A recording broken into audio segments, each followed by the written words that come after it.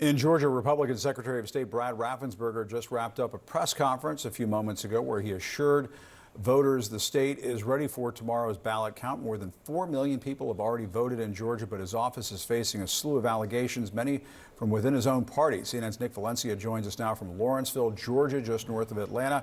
Nick, you're inside an election center where they are processing ballots, getting things ready for Election Day. Walk us through what's happening there. Jim, this is an absolutely fascinating look at democracy in action. So many people wonder what election workers are up to in the days leading up to the election. This right here is what they're doing in Georgia, which is one of the states where you can pre-process absentee ballots by mail. And this is a machine that helps with that process. It actually physically separates the ballot from the envelope. Once that happens, it goes over to this group of volunteers over here. You see them sorting them into batches by precinct. And then they're separated into batches of 50, after which they're taken down the hallway this way, where they're stored until tabulation is officially allowed. That's on Election Day. There's a lot of other things happening here to remedy the disinformation, and one of those things is holding on to the empty envelopes of those ballots in case they need to, counter a dispute for one of those ballots. Also, everyday activity. A phone bank is happening there. Questions, comments, concerns, they're receiving those.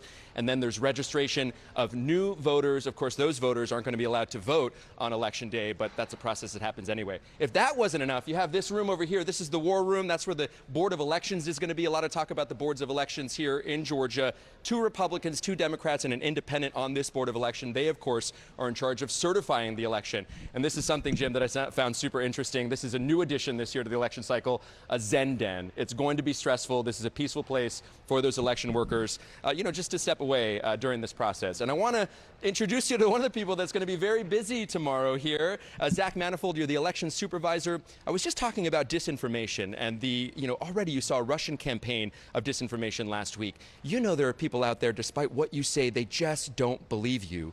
What are you doing to combat disinformation in Georgia? Well, we're tackling that all year long. I think we have a full outreach staff that's doing 30 to 40 events out in communities, meeting with people, putting that face to who's really behind elections.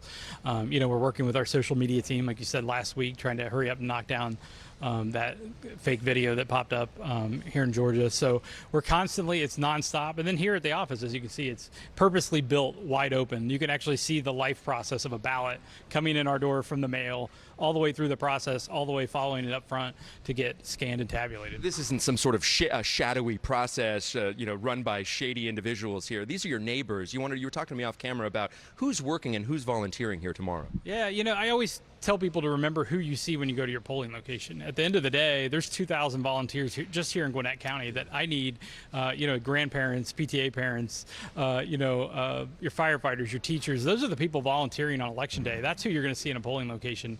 Not so much the staff here that's behind the scenes working all day, but those people, your community is who runs your elections. And just very quickly, we only have a few seconds. You said there's a potential for 60% of the votes to be counted all by 8 p.m. tomorrow. So it could be, a smooth process is potentially what you're expecting. Correct. We had such a large turnout at advanced voting this time, record number, 300,000 voters came through advanced voting. We think probably 60 to 70% of the votes will be posted, the advanced in person, and then absentee by mail. That should be up by about 8 o'clock. So that'll give a pretty good first indication, and then the long slug continues. The first precinct shows up about 8:30. Probably the last one comes in about 11:30 to midnight. So we'll be here for every step of the process. Thank you so much. We have a busy day ahead of you. Good luck. Jim, a super fascinating look at what goes on. This is, as I mentioned, democracy happening here in action. Jim. Absolutely. Well, we're all going to need a Zen Den after it's all said and done. Nick Valencia, thank you very much. Yeah, well, there'll be a line at that door, no question about it. This weekend, the Trump campaign ramped up accusations of voter fraud in Pennsylvania. That's despite the fact officials there are still investigating potential issues and haven't reached any conclusions just yet. But joining me now is longtime Republican election attorney Ben Ginsberg. Ben, I guess your thoughts on Trump pushing these claims ahead of the election. What might be in store for us over the next few weeks, if he loses? Well, Jim, we've seen this play before. It's what happened in 2020. There were wild accusations. He had the chance to present evidence in court. And in all 64 court cases that he and his supporters filed, they failed to produce evidence. So I think it is reasonable to assume that this is a prelude to a similar strategy. But of course, they're still going to have to come up with real evidence to be able to make their case. Right. And have you seen anything to make you question the integrity or trustworthiness of this election so far? No, not at all. And we've been traveling around to the most contentious election jurisdictions. Election administrators and officials are incredibly conscientious about preparing and checking their rolls. In all the pre-election litigation that's been filed by the Republican National Committee, some 90 cases, again, there is a lot of supposition, but no hard evidence of any illegal voters on the rolls or any machines not working. And I do want to remind our viewers of what Trump said after the 2020 election. Here, with votes still being counted, he was declaring victory. Let's play this. We were winning everything, and all of a sudden it was just called off. We were getting ready to win this election. Frankly, we did win this election. So we'll be going to the U.S. Supreme Court. We want all voting to stop. Ben, I mean, it's pretty chilling to listen to that 4 years later. He obviously did not win the election, but what happens if he loses but still declares victory anyway? I suppose this goes to the courts after it goes through the Electoral College, and we see how it plays out. Yes, I think there'll be a bit of buyer beware also in his allegations. I mean, again, they're echoes of what happened in 2020. He couldn't produce then evidence then.